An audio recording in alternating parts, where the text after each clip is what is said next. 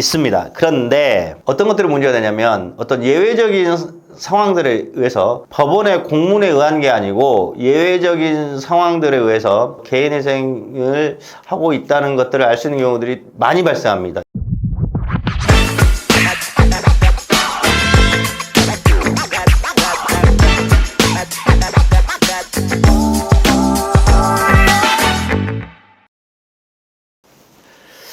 예, 여러분들 이번 시간 개인회생 아무도 모르게 진행할 수 있습니다만 만자를 붙였죠. 제가 만은 제가 마지막에 한번 같이 생각해 볼 부분이어서 자, 제가 이제 개인회생 상담을 많이 하다 보면은 신청 채무자가 이제 내가 채무가 많은 사실 또 그리고 내가 개인회생을 진행하게 되면 이 진행 사실을 회사나 어떤 가족, 뭐 친구, 지인들 특히 이제 결혼하신 분들은 배우자가 알게 되는지에 대해서 걱정을 많이 하시고 모르게 진행할 수 없는지에 대해서 질문을 많이 하시거든요. 그래서 거기에 대해서 제가 오늘 말씀을 드릴게요.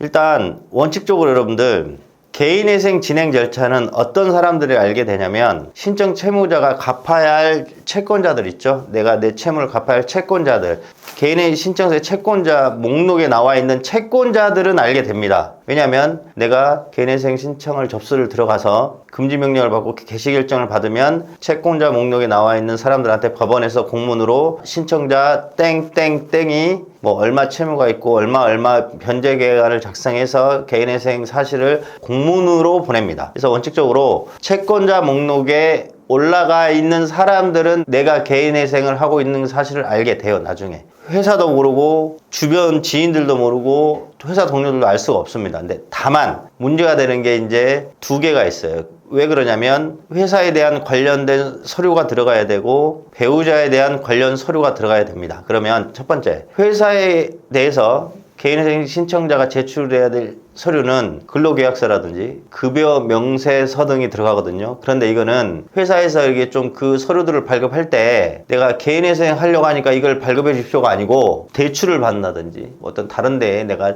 재직을 한다는 사실을 증명해서 그런 것들을 발급해 주십시오. 다르게 말해서 충분히 회사의 개인회생 사실을 모른 채 그 서류들은 발급할 수 있어요. 근데 두 번째, 배우자 서류도 무조건 들어갑니다. 여러분들 개인회생을 진행하게 되면 내 배우자가 가진 재산이라든지 이런 여러 가지 등등을 제출해야 됩니다. 물론 배우자 본인이 그거를 발급해줘서 받아서 내 개인회생 절차에 사용되면 문제가 안 되나 오늘 주제는 모르게 배우자가 알게 되면 가정이 붕괴된다든지 배우자가 알게 되면 안 되는 어떤 채무가 있어서 절대 모르고 하시고 싶은 분들 그러할 만한 사정이 있으신 분들은 방법은 있습니다. 배우자가 직접 안 발급을 해줘도 법원을 통해서 왜 배우자한테 직접 발급하게 하지 못하는 사유를 소명하게 되면 재판부에서 내 배우자에 관한 관련 서류들을 받아볼 수 있게 신청 채무자가 사실조회 신청을 해서 거기서 다 관련 자료들을 획득할 수 있어요. 그래서 배우자 모르게도 진행할 수 있습니다. 그런데 어떤 것들이 문제가 되냐면 어떤 예외적인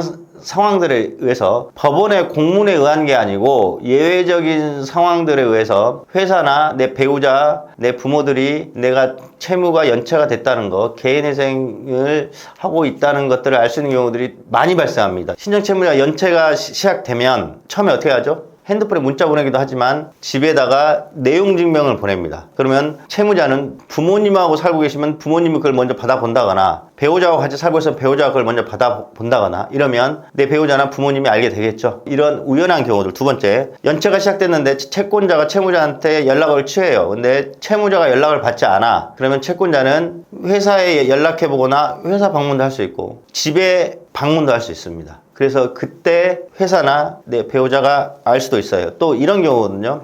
채권 양도가 되면 채권 양수인이 내용 증명을 또 보내버려요. 채권 양도가 뭐냐 여러분들, 제1금융권 하나은행이라고 가정할게요. 하나은행이 A라는 채무자한테 1,000만 원 받을 게 있어요. 근데 A가 연체를 시작돼요. 하나은행이 직접 뭐 A라는 사람한테 법적 절차를 밟아가지고 그 돈을 채권 추심해 올 수 있지만 아무리 봐도 귀찮아, 법적 절차인데 비용이 많이 들어가면 하나은행은 B라는 유니온 대부 업체에 이 1,000만 원짜리 채권을 양도해 버립니다. 팔아버려요. 그럼 1,000만 원짜리를 뭐 1,000만 원에 안 사겠죠. 유니온 대부는 뭐 보통 한 20% 30% 가격에 유니온 대부에서 사간답니다. 그러니까 300만 원 정도. 그러면 유니온 대부는 1,000만 원짜리를 내가 받아왔으니 하나은행이 갖고 있는 채권은 나한테 있다고 하나은행이 통지를 하거나 유니온 대부에서 A라는 채무자한테 통지를 하게 됩니다. 그럼 그게 집에 발송이 돼서 발각되는 경우 등등 여러 가지 이유로 해서 알려지는 예외적인 상황은 벌어집니다. 그렇기 때문에 회사는 모르게 진행할 수 있는 게 거의 좀 유력합니다. 예외적인 상황이 그렇게 발생할 수도 없어요. 근데 혹시나 이제 이런 경우는 생각해 보세요. 내가 배우자한테 이런 말들을 하지 않고 이런 것들을 진행했어. 근데 어떠한 경우에 의해서 배우자가 알게 된다면 이제 그때 감당을 한번 생각해 보시자고. 그래서 아무도 모르게 진행할 수 있습니다. 만자를 붙인 게 이거예요. 배우자라면 이 사실을 모르고 있다가 뒤늦게 알게 되면 그때의 어떤 둘의 신뢰관계는 더 크게 무너지지 않을까 싶어요. 그래서 저는 기왕이면 제가 물론 신청 채무자의 선택이지만 기왕이면 미리 신청 전에 배우자와 상의하셔가지고 있는 그대로 좀 솔직히 말씀을 하시고 배우자 관련 서류를 요청하는 게 더 낫지 않나 싶어서 오늘 이 영상 찍게 됐습니다.